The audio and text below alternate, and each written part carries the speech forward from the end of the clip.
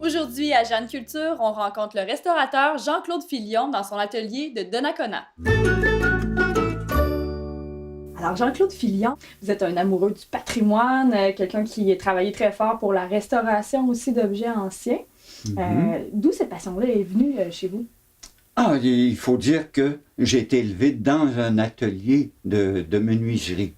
Donc, faire une coupure de cet apprentissage-là. À l'époque où je suis parti de Rimouski, c'était impossible d'oublier complètement ça.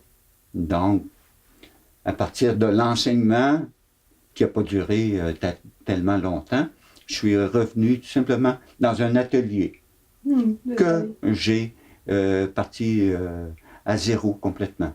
Est-ce que vous avez parti ici à Donnacona dès le départ? Oui, ici à Donnacona, oui. Et la restauration que vous faites, de quel genre d'objet on parle? En fin de compte, ça a commencé avec le meuble. Avec le meuble? Oui. Puis, nécessairement, il y a beaucoup d'autres choses qui s'est raccroché à ça, parce qu'un collectionneur ne ramasse pas nécessairement une variété d'objets. Il y a toujours, sur une commode, on met un objet, il faut le restaurer aussi. Donc, en bout de ligne, je restaure à peu près tout ce que les collectionneurs sérieux veulent posséder. Et c'est des objets de quelle époque? Est-ce que vous avez une particularité? Vous travaillez sur le 18e siècle, 19e siècle, ou vous êtes vraiment flexible au niveau des... Nécessairement, on se retrouve ici au Québec. Oui, c'est le québécois. Le 18e siècle, il reste peu de choses abordables, à moins de payer des prix énormes, là. Mais c'est surtout des pièces début du 19e siècle. Vous avez appris de quelle façon? Vous allez étudier en restauration ou vous avez vraiment appris sur le tas comme on dit? Là-dessus, j'ai une formation qui diffère des restaurateurs gouvernementaux, des restaurateurs du CCQ, par exemple. C'est que moi, j'ai une formation en art. En art visuel? En art visuel, oui. J'ai fini en sculpture, option vitrail. Donc, puis, il faut penser aussi qu'en art, on apprend au point de départ différentes techniques. Oui. Parce qu'au point de départ, j'étais déjà collectionneur. Donc, je réparais déjà mes pièces achetées. Vous collectionnez quel genre d'objets dès le départ? Je sais que maintenant vous collectionnez des crèches, des enfants Jésus. Est-ce que ça a toujours été cette passion-là que non, c'est très, très général. Okay. En fin de compte, bon, faut remonter aux années 70. Puis, on est issu du peuple québécois. Donc, l'identité québécoise primait déjà. Donc, à un moment donné, c'est le meuble en pin, le meuble rustique. Mais on dépasse vite cette catégorie de meubles-là pour avoir des meubles mieux faits, mieux fabriqués, avec des finis rendus à point. Donc, le meuble anglais. Suite à ça, il y a les objets qui rentrent en ligne de compte, la coutellerie, le vase, la vaisselle, c'est énorme, tout ce qui entoure, en fin de compte, la vie d'un Québécois. Et donc, vous avez commencé à vous faire la main sur vos propres objets collectionnés. Exactement. Oui. Et comment on perce ce réseau-là des collectionneurs? Est-ce que c'est en collectionnant soi-même que là, on rencontre toutes sortes de collectionneurs et puis là, tout d'un coup, les contrats de restauration arrivent? Comment ça fonctionne? C'est, en fin de compte, le résultat de notre travail qui fait la plus belle publicité. Hein, c'est pas le petit encart sous la photo dans un journal. Ça mène presque à rien. C'est le bouche à oreille. Mais de bouche à oreille, un travail pour les autres, comme si c'était son propre travail. Donc, les gens en sont complètement bouleversés souvent. Là. Ils ne croient pas que ça peut, qu'un objet brisé, détérioré au point que la poubelle est proche, Mhm. puisse devenir, après restauration, là, un objet aussi flamboyant, tout en gardant le caractère et la beauté du meuble. Oui, quelle est votre approche de la restauration? Hein? Il y a toutes sortes de voies avec la restauration. Il y en a qui vont faire, c'est à la mode présentement aussi, de reprendre des commodes anciennes, par exemple, et de les Oui. remettre un petit peu au goût du jour. Quelle est votre approche à vous? Le meuble peut durer plusieurs centaines d'années. Nous, on dure Une centaine d'années, au maximum. à peine une centaine d'années. Hein? Donc, il ne faut pas, en tout cas, ça c'est mon opinion personnelle, il ne faut pas modifier le meuble pour qu'il nous ressemble. Hein? Nous, on va partir. Mhm. Il y a Ouais. quelqu'un d'autre qui va avoir le meuble. Si l'autre restaurateur refait la même chose, dans 150 ans, le meuble n'a plus rien à voir avec ce qu'il était à l'origine. Donc, il faut garder le plus de caractéristiques possibles au meuble d'origine. Donc, vous gardez les défauts des objets. À la limite, oui. Mais il faut quand même que l'objet ait une apparence agréable. Oui, c'est sûr. Hein, évident. c'est de faire la démarcation entre les deux. On peut peut-être avoir un exemple, peut-être nous montrer quelques œuvres sur lesquelles vous travaillez présentement. Là, quelles interventions vous êtes en train de faire? Ce Sacré-Cœur, il lui manque 2 bouts de doigts et une main au complet. Dans ce cas-ci, c'est relativement simple de recomposer une main. On a l'autre. Vous faites un moulage. Donc, on fait tout simplement l'inverse. On ne peut pas faire un moulage, on fait l'inverse. L'inverse. L'inverse avec une position semblable. De quelle façon ça fonctionne? Vous le sculptez en plat? Non, moi je travaille plutôt avec la plasticine. OK. C'est un matériau facilement malléable. Oui. J'en prends une empreinte, j'en fais un moule en plâtre en fin de compte, que je moule par la suite en plâtre aussi, avec une armature de métal à l'intérieur, par exemple, à cause de la présence de doigts là, qui deviennent fragiles. Dans une restauration, il y a un premier cheminement qui est à faire. C'est un problème de conservation. Il faut tout de suite s'organiser pour que l'objet puisse continuer à vivre. Hein, c'est s'organiser pour que l'objet se conserve. Oui, se conserve après que nous soyons partis. Tout le monde. Exactement. Ouais. Par la suite, si on veut faire une intervention de restauration, là, il faut y penser comme il faut. Oui. Parce que le problème de restauration, c'est une intervention qu'on fait sur la pièce. Puis, une fois que cette intervention-là est faite, souvent, ça peut être désastreux. Ouais. Ça peut modifier la pièce. Pour l'historien qui va faire de la recherche sur cette pièce-là 50 ans plus tard. Donc, il ne faut pas dénaturer l'objet. Il ne faut pas dénaturer l'objet. Puis, s'il faut intervenir, il faut que notre façon de faire soit réversible. C'est-à-dire qu'il puisse, dans 25-30 ans, être défaite pour être faite d'une autre façon s'il faut. Comment ça fonctionne, cet univers du collectionneur-là? C'est des grands collectionneurs qui, eux, vont acheter toutes sortes de pièces. Vous êtes spécialisé au Québec. Vous n'allez pas restaurer des œuvres françaises ou vous le faites aussi? Peut-être pas française, mais en dehors du Québec, oui. Oui. J'en ai fait déjà, parce qu'il faut parler au passé. Parce que je suis déjà en retraite. Oui, vous essayez d'être à la retraite. Oui, j'essaie d'être en retraite. Oui. Mais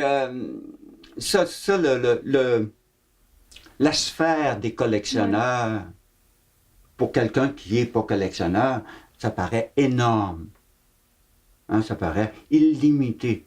Mais aussitôt qu'on entre sérieusement dans le domaine de la collection, dans un rien de temps, on se fait connaître par tout le monde de ce domaine-là.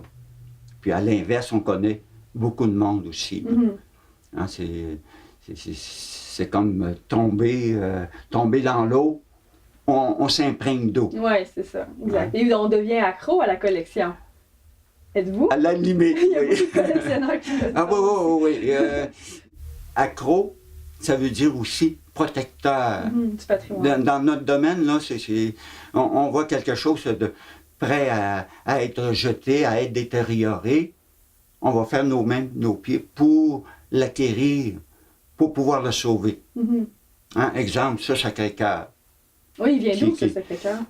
Il vient de l'église des Écureuils, OK. puis parce qu'il lui manque une main, il n'est plus vendable. Donc, il aurait été démoli. Ouais. Donc, on a réussi à l'avoir. Nous, on va recomposer la main, puis il va faire plusieurs années encore, là, en bon état.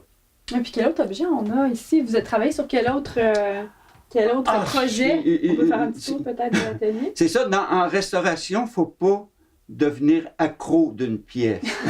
Faut pas trop s'attacher. Non, s'attacher puis devenir trop imprégné de la pièce. Il faut garder toujours un certain recul pour pouvoir voir où on s'en va. Hein, sinon, après quelques heures de travail, il faut la laisser de côté, OK. se reposer et nous reposer. Et travailler sur une autre pièce, ça change. Dans mon cas, moi, ça me change complètement. Là. Ça me repose, même si je peux travailler 8 heures d'affilée. Là. Donc, ça vous prend plusieurs projets Ah, sur oui, le feu. oui, exactement. Je peux travailler sur 1 heure ou 2 sur une commode ou sur une horloge ou sur une autre sculpture. Oui, ici, on a un bon exemple. Vous êtes en train de remettre du vernis. Qu'est-ce qui se passe avec ce meuble-là?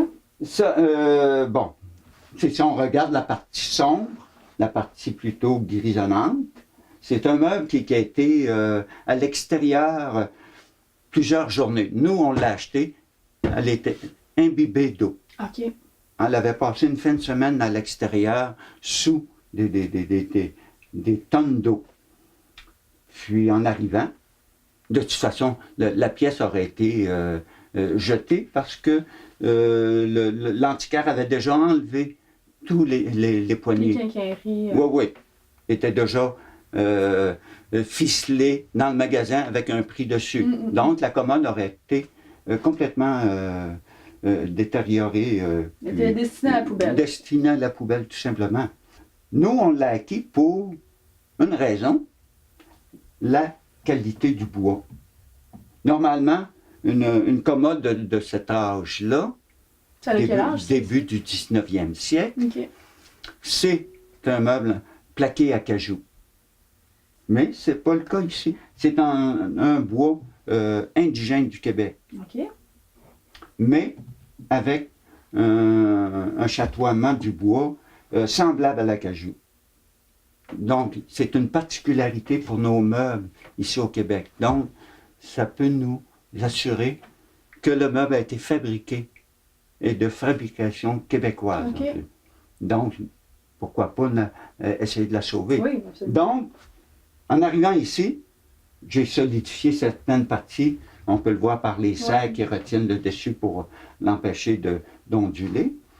Mais j'ai fait un nettoyage d'un tiroir avec un début de vernis au tampon.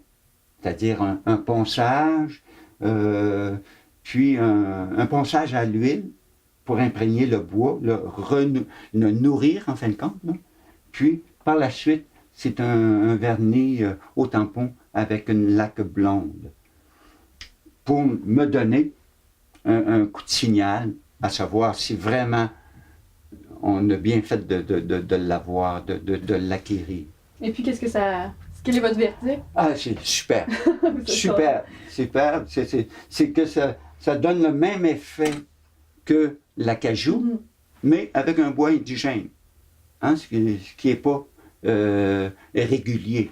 OK, c'est vraiment intéressant. Donc, vous faites des tests comme ça. Ici, c'était un tiroir test, à savoir si Exactement, ça oui. allait bien Oui, sortir. oui, oui. OK. Oui, puis la particularité dans ce cas-ci, c'est la forme de la poignée, avec la tête de lion qu'on distingue très bien. Là. Normalement, c'est assez uni. Oui, là, il y a de la décoration. Il y a de la décoration plus particulière. Est-ce qu'il y a moyen de remonter dans le temps et de voir à quel genre de famille ça pouvait appartenir? Ça, j'imagine que c'est des gens qui avaient un peu de sous quand même, qui se faisaient bâtir ce genre Exactement.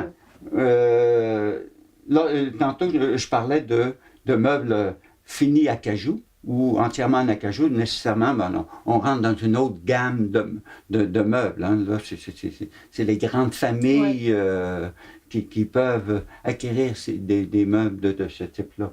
Tandis qu'ici, ça pouvait être tout simplement quelqu'un qui avait du goût. Oui. Pas nécessairement très à l'aise au niveau financier, mais qui pouvait se payer un meuble avec un bois indigène d'ici. Là. Donc, c'est beaucoup plus accessible. OK. Donc, est-ce que c'est ce genre de meubles-là qui vous intéresse particulièrement? Des meubles de la classe moyenne, on va dire? Ou, beaucoup plus, parce que ça donne une image assez générale du mode de vie. Du mode de vie ici au Québec. Il ne faut pas voir le meuble de qualité uniquement chez l'élite québécoise. Il faut voir ça un petit peu plus large aussi. Là. Avez-vous des apprentis dans votre carrière? J'en ai eu qui n'ont pas donné grand-chose. OK. Finalement, tout simplement parce que c'est pas des recettes qu'on apprend. Hein, apprendre une recette comme dans une cuisine, ça peut se faire parce que tous les ingrédients sont identiques, puis le résultat doit être toujours la même chose. Oui. Tandis qu'ici, on travaille avec des objets qui soutiennent la vie des Québécois. Hein, donc, il ne faut jamais oublier le côté humain. Donc, chaque objet a sa vie propre, parce que le vécu à travers une société, si cette société-là a modifié l'objet, mais il faut respecter ça aussi. Là. Hein, sinon, on enlève complètement l'histoire de l'objet. Donc, l'objet, dans ce cas-là, devient uniquement un objet, point final.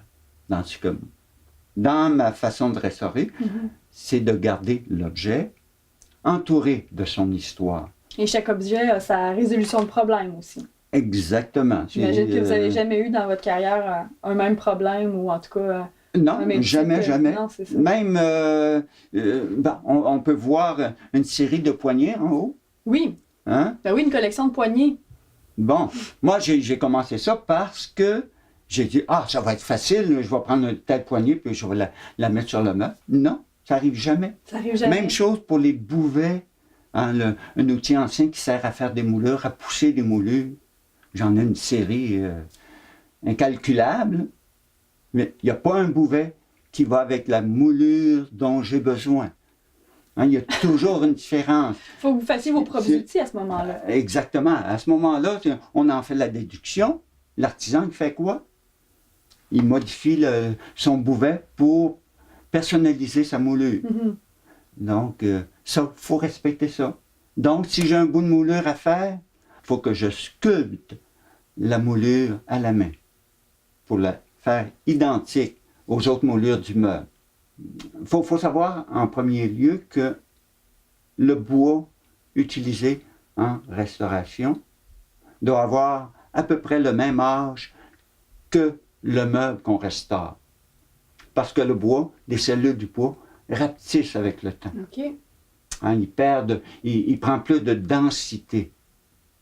Donc, ça briserait l'esprit de l'objet également si on allait prendre un bois. Exactement, parce que le grain du bois ne prendra pas la teinture ou la couleur de la même façon qu'une pièce de bois de même âge que la commode. Ici, dans l'atelier, il y a des étagères de morceaux de bois qui peuvent paraître inutiles parce qu'ils sont trop petits, mais pour moi, ça devient de l'art. Oui. Parce que c'est ce morceau de bois-là, avec le grain du bois, le sens du bois qui est important. Là. C'est pour ça que la restauration ne peut pas s'apprendre en 2-3 cours. Non, avoir un apprenti, ça serait sur 5-6 ans. Sur 5-6 ans. Ouais. C'est comme en Europe, le système d'apprentissage. Exactement. Ouais.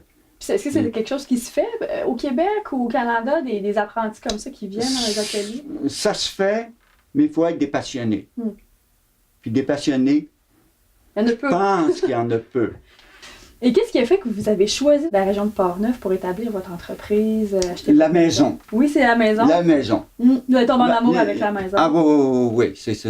On cherchait un endroit pour vivre d'une façon, pas nécessairement isolée, là, mais avec un assez grand terrain, puis une belle maison dessus. On n'a pas choisi la région, on a choisi la maison et le terrain. Il y a beaucoup d'amoureux du patrimoine quand même dans la région. Je voudrais pas m'aventurer en disant que on est la seule région où il y a des bons restaurateurs. Il y a une petite concentration. Oui, il y a une concentration de restaurateurs ici dans la région, ou du moins proche de la région. Avez-vous une explication? Peut-être la beauté des maisons, je ne sais pas. Les restaurateurs sont attirés par... Mais on se promène un peu partout au Québec, puis la région de Port-Neuf, au niveau visuel, elle a une particularité. La présence du fleuve, l'horizon est loin. Il y a plusieurs qualités qui attirent le restaurateur. Le restaurateur, puis la personne aimante de la nature. Puis vous, vos clients, ils sont plus dans la région de Montréal, de Québec? Ah, ça c'est un peu partout, là. C'est surtout Québec, plusieurs de Montréal, Ottawa, même Vancouver, là. Oui. Même New York. D'accord. Dans une occasion. Wow. Combien ça peut valoir sur le marché une commode comme ça restaurée? On n'a comme aucune idée de ce genre aucune de idée parce qu'il n'y a pas de valeur. Oui, il y a un marché, oui. Mais il n'y a pas une valeur standard, universelle, puis qui reste. C'est un peu la spéculation. C'est la spéculation, la demande. La mode aussi, là. Okay. Je dirais, moi, que les années 90 ont été à peu près le summum au niveau valeur là, des meubles québécois. OK. Qu'est-ce qui explique ça? C'est une mode? Parce que tout le monde, ça leur prenait un meuble ancien dans la maison. Si je recule de quelques dizaines d'années, dans les années 70, par exemple, c'était le rouet qui trônait dans le salon, devant la fenêtre. Maintenant, puis le rouet avait une très bonne valeur. Maintenant, ça vaut rien, parce que la mode est passée. OK. Donc, il y a la mode aussi qui s'installe malgré tout à travers les objets anciens. Puis si je reviens au rouet, le principal attrait, c'était l'objet. Hein? Peu importe l'histoire du rouet, c'était l'objet qui primait. On voulait un rouet, absolument. On voulait un rouet. Donc, à un moment donné, ce goût-là part, ça ne vaut plus rien. Tandis que si on axe une collection sur le meuble, par exemple, là, mais à travers l'histoire de l'homme, ou d'une civilisation québécoise, mais là, on dépasse le stade du meuble. Ou du stade de la mode aussi. Oui, de la mode. Donc, ça devient une marque de l'histoire. Donc, ça change complètement la donne là, des meubles. Donc, à ce moment-là, le meuble garde sa valeur historique. Qui n'est pas la valeur économique. Là. Non, mais vous devez jouer avec les deux. Vous n'avez pas le choix en tant que restaurateur. J'imagine vous avez la valeur économique d'un côté. Alors, l'acquéreur qui veut faire restaurer son objet dans un contexte économique X et la valeur historique, donc vous devez jongler avec tout ça. Exactement. C'est pour ça qu'on en revient toujours à la même chose. C'est une chose qui doit s'apprendre. Ça ne s'apprend pas en 15 jours. Ça s'apprend avec les années, puis tout ça est une sphère de connaissance, puis de sensibilité. Là. Puis le meuble fait partie de ça, tout simplement. Et est-ce que vous êtes capable de nous donner un prix quand même, ou c'est secret tout ça? Non, ça si je me souviens bien, ça a été payé comme 150 $ à peu près, là. Donc, sans les poignées. Dans les années 90, j'ai déjà restauré. Bon, Il nécessairement. n'était pas restauré, on s'entend, vous l'avez payé ce prix-là, Ouais, avec, puis restauré. brut, avec tout plein d'eau et tout ça. Oui. Mhm. Puis restauré, la valeur ne changera pas beaucoup. Ah oui, OK. Ce qui donne la valeur à un meuble, c'est la quantité de personnes qui veulent l'avoir, Oui. qui veulent l'avoir. S'il y en a une, Si c'est juste vous, ben, ça s'arrête là. l'échange, le prix Oui. est à la base, là, tout simplement. Là. Tandis que si on arrive sur une mode De commode comme celle-là. de commode comme ça, là, ben là, les prix Oui. vont monter. Là. Et qu'est-ce qui est à la mode présentement dans les objets anciens? Pas le meuble. Pas le meuble. Pas le meuble. Puis la raison à ça, je ne la connais pas officiellement, mais je pense que c'est tout simplement les jeunes générations préfèrent voyager, Mhm. hein, se payer un trip de voyage, soit dans le nord ou dans l'Himalaya ou à des endroits particuliers. Hein. Mm.